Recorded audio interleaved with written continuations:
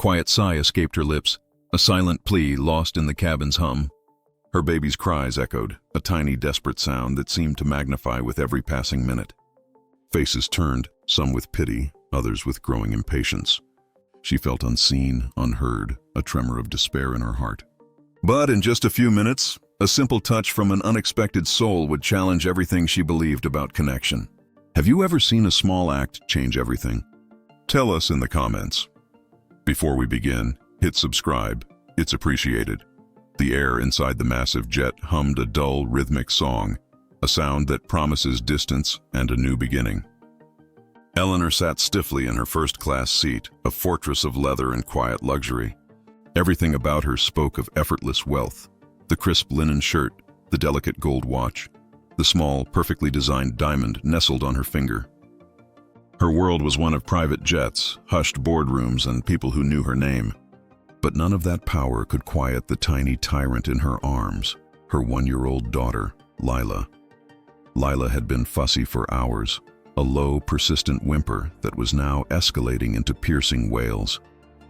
Eleanor felt the judgmental heat from the few other passengers around her, and a tight knot of helplessness formed in her stomach.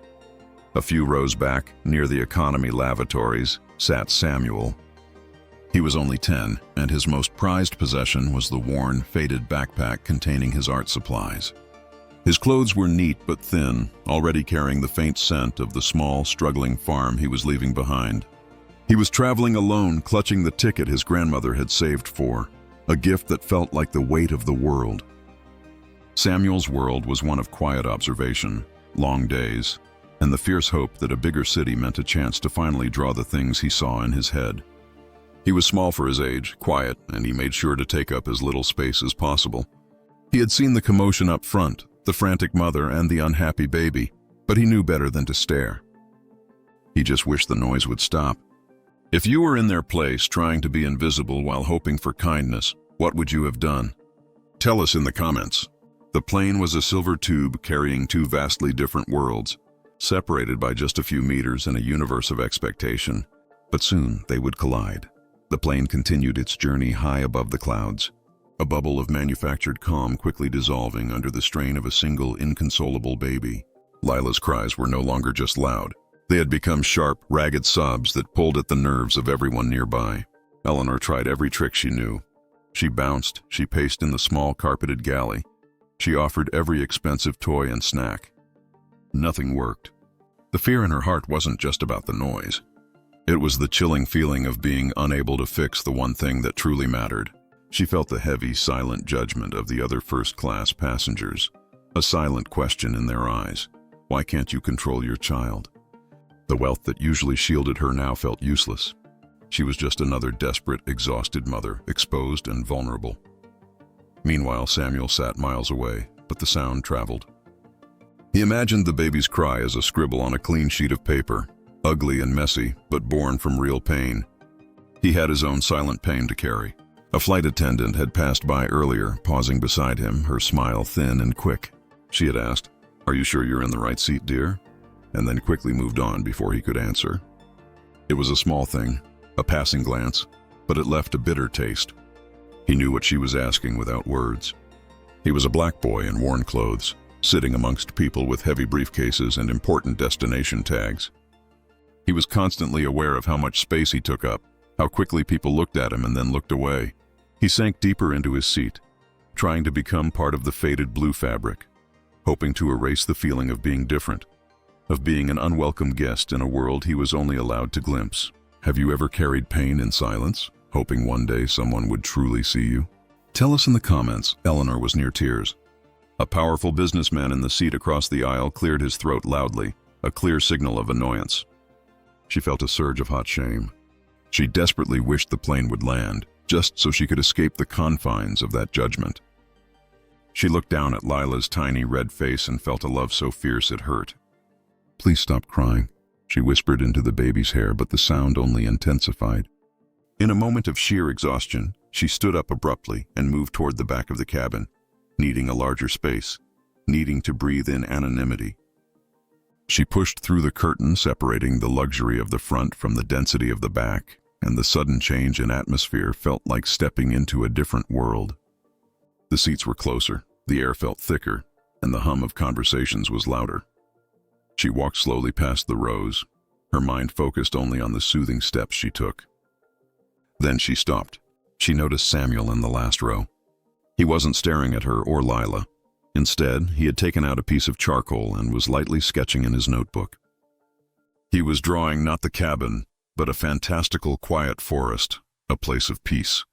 As Eleanor passed, Lila, in a moment of pure instinct, craned her neck and fixed her tear-filled eyes not on her mother, but on Samuel's hand, moving with such simple, focused intent. The moment was fleeting, a quick glance that was supposed to pass, but the baby's sobbing momentarily hitched, a tiny, almost imperceptible pause. Eleanor barely registered it, too consumed by her own anxiety. She took a few more steps toward the rear galley, the sound of Lila's crying immediately returning, stronger than before. She leaned against the wall, defeated. She didn't know it yet, but the brief, silent connection Lila had made would be the only thing that could save her from this private terror. The air felt heavy with unspoken sorrow and growing frustration, preparing for a moment of quiet, unexpected breakthrough. Eleanor stood defeated in the galley, the baby's shrieks tearing at her last nerve. She felt a sudden, hot flush of anger, not at the child, but at the situation, at the small world that was judging her. She sank onto a jump seat, covering her face for a single desperate second. When she looked up, Samuel was standing quietly beside her. He hadn't rushed or called attention to himself. He was simply there. Eleanor's first reaction was a cold, tired wave of dismissal.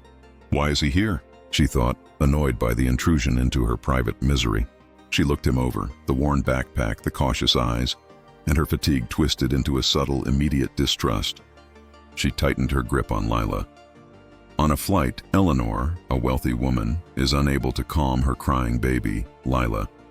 Samuel, a poor black boy, wordlessly holds out his hand. Despite Eleanor's initial prejudice, Lila's aggressive sobs soften as she focuses on Samuel's quiet, rhythmic finger movements. Lila stops crying and grasps Samuel's finger, establishing an immediate, pure connection. Eleanor watches, stunned, as her prejudgments about class and race dissolve, replaced by the reality of a simple, gentle human soul. Eleanor realizes her wealth had blinded her, and the child's pure empathy had just taught her a vital lesson. The flight ends with her deep regret over judging him, understanding her life had been about building walls that a simple, kind connection helped to tear down.